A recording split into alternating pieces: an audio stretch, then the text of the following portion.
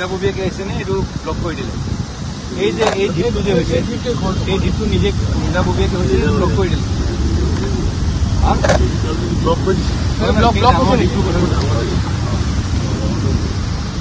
নিজাববীয়াকৈ হৈছেনে ব্লক কৰি দিলে?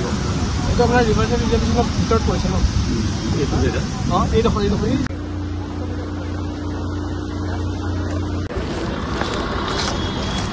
মানে এইখিনিলৈকে সোমাই আহিছে।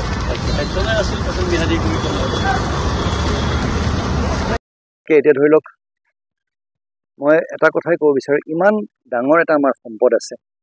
আজি কলংখনক লৈ কলংপৰীয়া বুলি যিসকল মানুহে গৌৰৱ কৰে, আজি সেই কলংখনৰ এটা কদৰ্যময় পৰিৱেশ, এটা বিল্ডিংবোৰ বনাইছে, তাত গোটেই তেওঁলোকৰ টয়লেটৰ বাথৰুমৰ গোটেই লাইনবিলাক সেই তাত দি দিছে।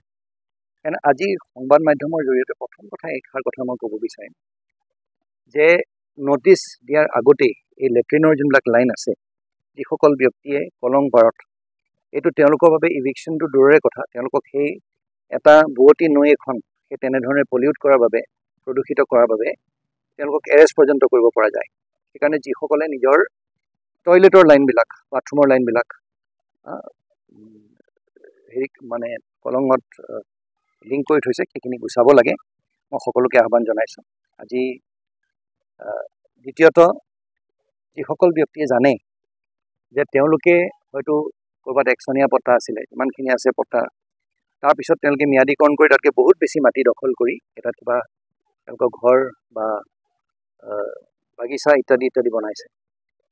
সেইকাৰণে সেইখিনিক আজি প্ৰতিগৰাকী ব্যক্তিক আমি নটিচ দিয়া হ'ব আৰু তেওঁলোকক আমি আহ্বান জনাইছোঁ যাতে তেওঁলোকে নিজাববীয়াকৈ এই ঘৰবিলাক তেওঁলোকে ভাঙি দিয়ে বা বুৱতী এই নৈখনত, আমাৰ কলংখনত যিখিনি তেওঁলোকে বেদখল কৰিছে সেইখিনি বেদখলমুক্ত কৰি দিয়ে।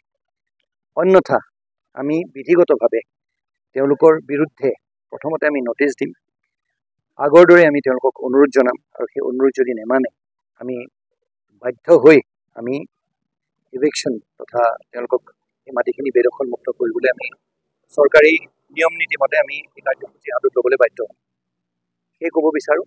আৰু এনফৰ্চমেণ্ট নথকা নহয়, এনফৰ্চমেণ্ট আছে, বহু ক্ষেত্ৰত আছে, বেদখল কৰিছে, আৰু সেইখিনি মই ভাবোঁ যে দায়িত্ববোধ থকা নাগৰিক হিচাপে তেওঁলোকে সেই বেদখল কৰা চৰকাৰী মাটিখিনি আৰু বিশেষকৈ আমাৰ এই কলংখনক লৈ পেলাই তেওঁলোকে যি লীলা খেলা কৰিছে সেইটো যাতে তেওঁলোকে নকৰে।